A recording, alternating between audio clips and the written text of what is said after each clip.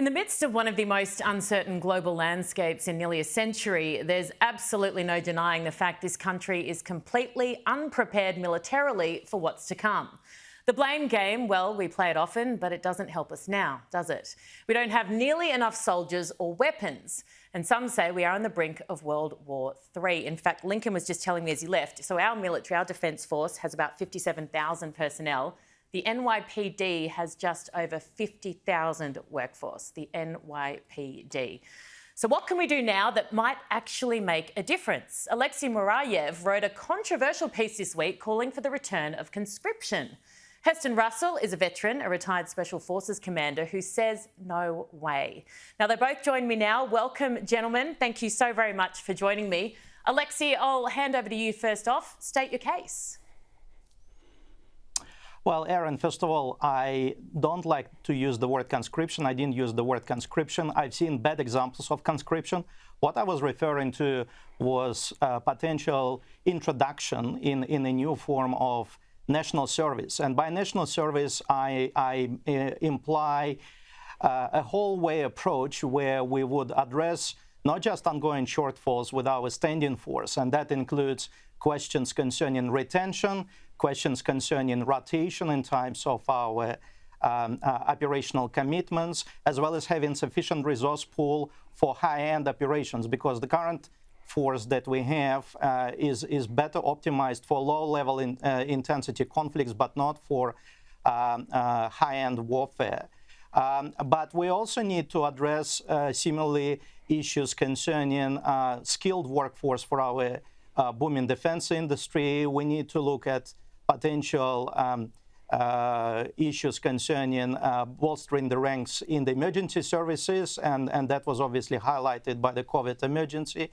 So you actually can address a number of significant issues. And certainly I'm not proposing replacing the professional force with all-out conscript force. I think perhaps in an ideal setting we can talk about mixed force, where you would still have certain types of jobs in the military that will have to be performed by professional soldiers. There is no doubt about that. But at the same time, we obviously need to have significant more number of troops, as well as organized reserve that is can be called in and bolster the ranks should the contingency require it. Alexei, national service is obviously a very different thing to conscription. In 30 seconds or less, how would it work? How do you propose it would work, so then I can get Heston's response? Well, first of all, we need to determine the future optimal size of the defense force. For example, I'm not talking about introducing, for example, a million-strong army that would require an annual call of 125,000 personnel or around that type. So that would be the first thing.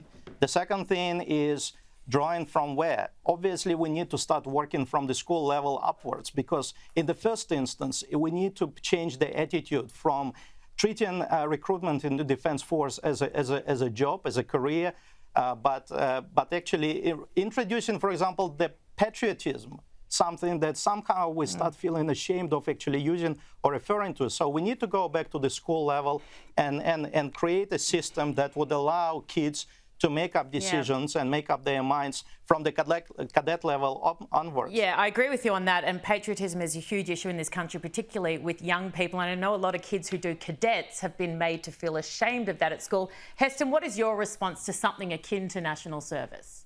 Yeah, Aaron, I think the key determination between conscription and national service needs to be made. Conscription is an outdated policy that can only be applied in wartime. You could imagine, and I know the professors at Curtin University trying to get any of his students to compulsorily be going overseas to fight in combat. It doesn't work, and what it does, it introduces a culture into a fighting force that actually causes more casualties, more injuries, and detracts from capability. The key issues is the current cultural and leadership crisis we have in our military that sees the highest levels of exodus, the lowest levels of recruitment, and less veterans more likely to sign up and serve under the current leadership. Pouring water into a broken bucket is useless, and first and foremost, we need to re-establish a defence leadership that is able to be trusted by those that serve underneath it. That comes from standards, that comes from accountability, and that comes from leadership. And we've seen the last few years, from the war crimes issues through to our Defence Force personnel being deployed in support of every humanitarian assistance, disaster relief, COVID op support, actually detracting from the practical fighting capability of our Defence Force.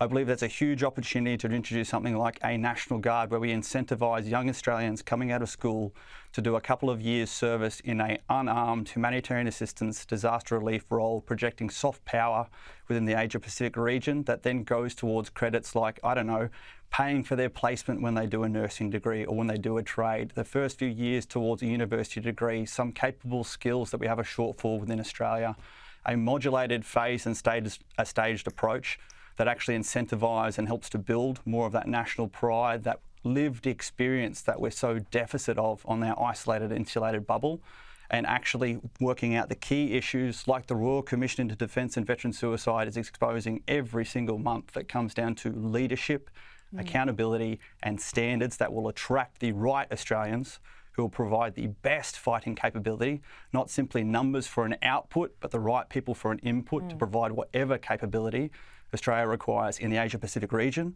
or to force project should we need to support any of our allies overseas.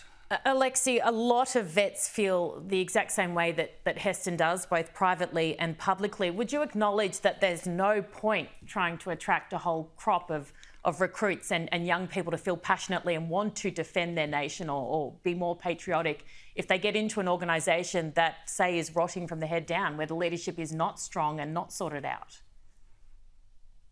Absolutely, 100% agree with that. I mean, there is no point in drafting people against their will, and certainly this is not what I argue for. We need to have motivation. We need to have a different sense of purpose for those who are joining the ranks. That's the fundamental issue, and that's why I'm talking about something that needs to be addressed both bottom up, right from the school level onwards. But I totally agree about the need to sort this out at the strategic level, at the strategic decision making and leadership level. You know, one of the reasons why we face this ongoing shortages is because the government continues to commit defense to do all sorts of jobs, regardless whether they can, whether they stretch beyond the capacity, whether you have to rotate same units time and time again because you basically call on the same boys and girls, and that's not sustainable. Equally, it's not sustainable to expect to defend the country our size as well as with our interests. And I'm not talking about territorial defense. I'm talking about obviously outer defense as well with the force that we have right now. I mean, we can also look at potentially addressing the issue of bolstering the ranks by providing incentives for the migrants to do time in some sort of support roles in exchange for streamlining into the citizenship role. I mean, this is something that's been practiced by a number of countries. Yes, so I don't want to, sorry to cut you off, but Heston, I'd love your response to that idea before we have to go.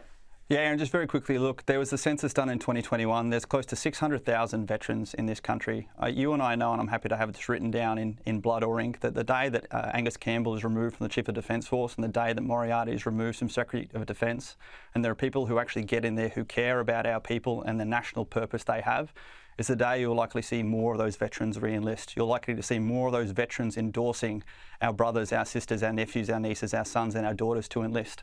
The day that we fix the culture at the top is the day that we actually have a fighting force that will grow again and get back to where Australia has been at the standards and excellence our international partners know that we can deliver. How worried are you about the state of our military and defence force at the moment, Heston? Aaron, I know deep down, even today I was at an inspection in Sydney and a parent of her daughters in the Navy. There are good people out there who are the right people who will defend our nation if we need it. I'm worried about people in suits sitting back and sending young Australian sons and daughters to fight in wars for others.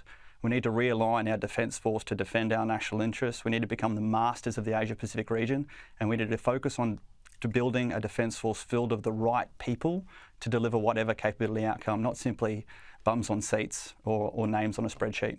Yeah, I think you both make excellent points. Alexi and Heston, thank you both so very much. It's such an important issue and solving it is incredibly difficult, but we cannot put it in the too hard basket anymore because our lives and future depend on it. Both of you, thank you so much for coming on. Thanks, Aaron. Thanks, Alexi. Thank you. Thank you.